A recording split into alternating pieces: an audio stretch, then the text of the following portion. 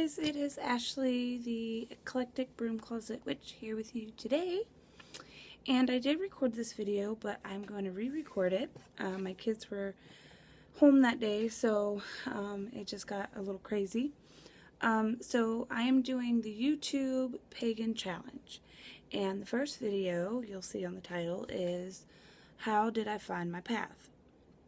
And I'm going to try and make it as short as possible with this series.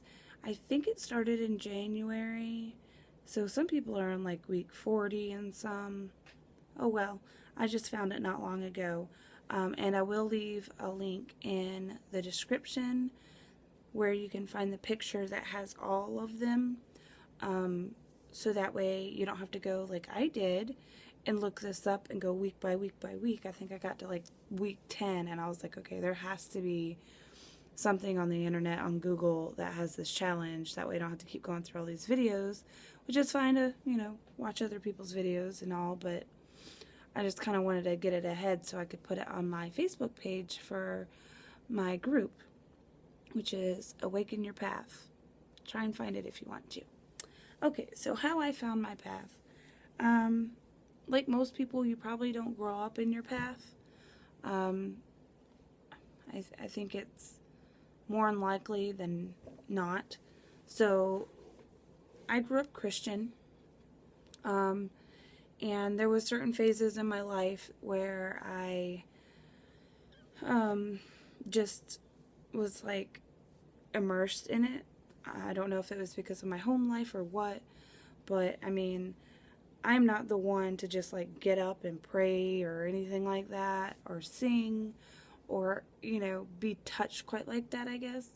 And at a certain point in my time in my life, I was like that, which was very shocking because I don't like attention being drawn to me in any way. So, but anywho, so I had that throughout my life, and in between some of those phases, I was in Ocala, and my aunt and uncle lived there at the time, and I think it was her stepsister or something.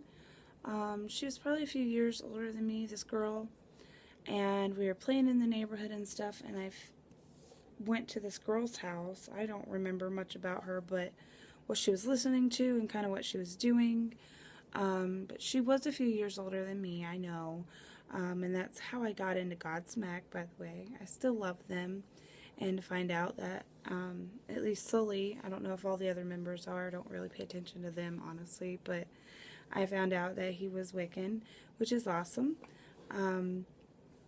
So, basically, I remember her doing, like, some witchcraft stuff. I can't remember exactly what,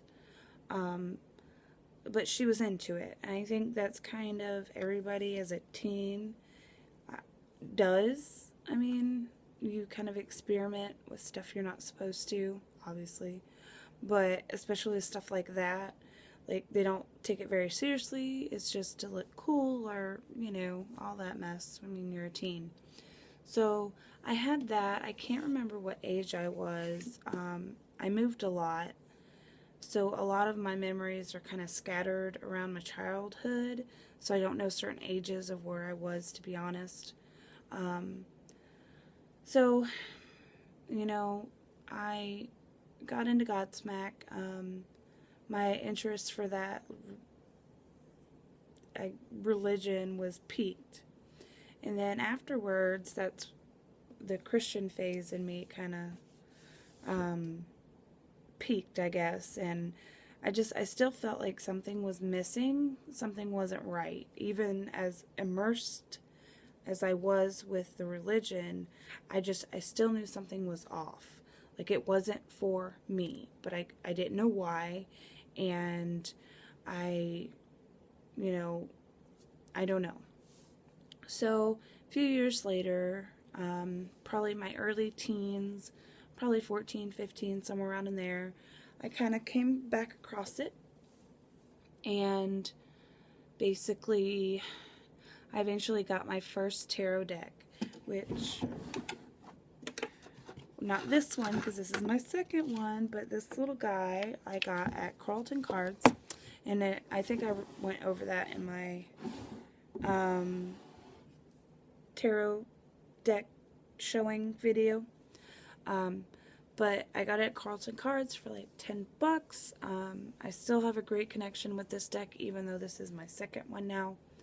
But that kind of just got me into it. And then, of course, me and my friends, we always experimented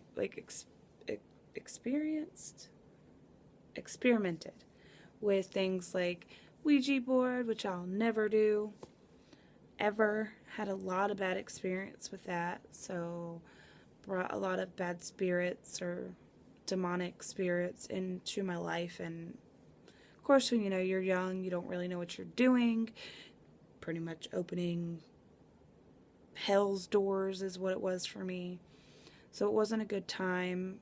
Doing light as a feather. Stuff is, all like that. Like what kids do. You really don't know what you're doing. So it's always been, I guess, I wouldn't say in my blood, but it's always been calling me for a very long time, even when I was younger. And that stuff, I did that when I was probably like 15, 16, 17. In my early 20s, I got back into it, and I'm 28 now, so my early 20s, I was in it. My husband actually converted over from being Christian into being Wiccan around those times as well. It was a few years after we were together. It didn't really stick for him. It wasn't, I guess, for him, even though I think it is, but he won't listen. But, and then now I'm 28, so, right before my last baby was born, which he's almost 4 months, I was in a really bad spot in my life with depression and just a lot of stuff, and I knew I needed a change. I started taking my kids to the park and being outside, which is like my church. I'm sure a lot of people will relate to that. And I just dove back in, started reading a book, which I will show you. I'm not done with it, and I haven't read it in probably a month. A lot's been going on in the last month, 2 months, so I really should get back to reading it, but it's a really good book so far. It's called True Magic, A Beginner's Guide by Amber Kay, and I am not even halfway through it, but I'm on page 64. I like it so far, and it's been in my drawer with my incense. It smells awesome. But anyway, so I kind of got back into it. I've had a Book of Shadows, which I do have an old video of that, and my new one. I got into that. I got into reading. I was doing my tarot and my oracle cards every day. And just, focusing on myself. I can't be a better person or make someone else happy if I'm not where I'm at in my life. I can't make my husband happy if I'm not happy. Or even my kids, and that goes with anything. You really can't make someone else happy unless you are happy. So, and that was the things that were making me happy. That was the things that kind of kept those bad thoughts away. And maybe one day I'll do a video on that. So I just kind of doused myself back in. And like I said, a lot's been going on lately that I've kind of not forgotten about it or neglected it, but I haven't been doing what I've been wanting to do. And it's just been getting crazier. We had Hurricane Matthew. I did a video on that. And then my hospital stay, which is in the same in the same video. I actually have my gallbladder. Today's Sunday. My gallbladder Thursday on the 20th. I have to have it removed. So it's just been one hell of a 2 months pretty much with moving, and it's just I'll be glad when things settle down, and hopefully after this month it will. That way I can kind of, get back into it and do things more on a regular basis. That way I continue to make myself well and do stuff that's going to make me happy so I can be there for others like I need to be. So, I mean, that's kind of how I've gotten into my path. It's nothing special. It's been an on and off relationship for a very long time, and it's just, I'd say it's hard, because, I mean, it is.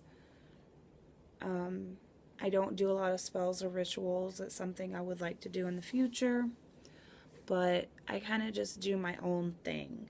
And anybody that's new that may be watching this or have dabbed into it like I've been off and on this whole time, just know that, don't follow what other people say in this religion or this type. Do what makes you feel happy, do what makes you feel comfortable. If you don't feel like doing spells or rituals, maybe you're not ready for that, or you don't have interest in it, I guess. Don't feel pressure to do it.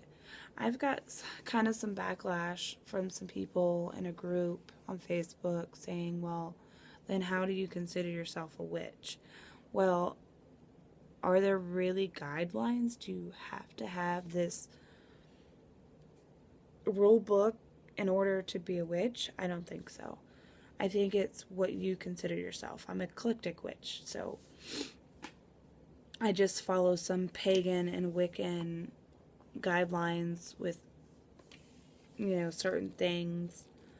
Like the Wiccan Read I follow. I'm eclectic, so I kind of just take bits and pieces of what I want and what works for me. So, I hope you enjoyed this video. I am actually, since I was doing this one, I'm actually just going to go ahead and record the second video for this challenge, because I've already done this video once, but it was just too much, so I just wanted to redo it. So, I think I actually kept it under my other video. So, I want to show you my nightgown really fast. It has stars and moons and very witchy. I love it. But I will see you guys in the next video. And if you have any questions or anything like that, please leave comments below. Like this video if you enjoyed it and you would look forward to seeing this series from me. I'm going to do it anyway because it's 52 videos, promise, that are going to be here. So I'm going to try and shoot through a bunch of them as fast as I can because I know I'm behind. But I would definitely link the challenge picture, whatever, somewhere below, so that way you guys can see it if you want to join in and do it. If you have a channel and you do witchy videos, please comment. I would love to see them. I'll see you guys later. Bye.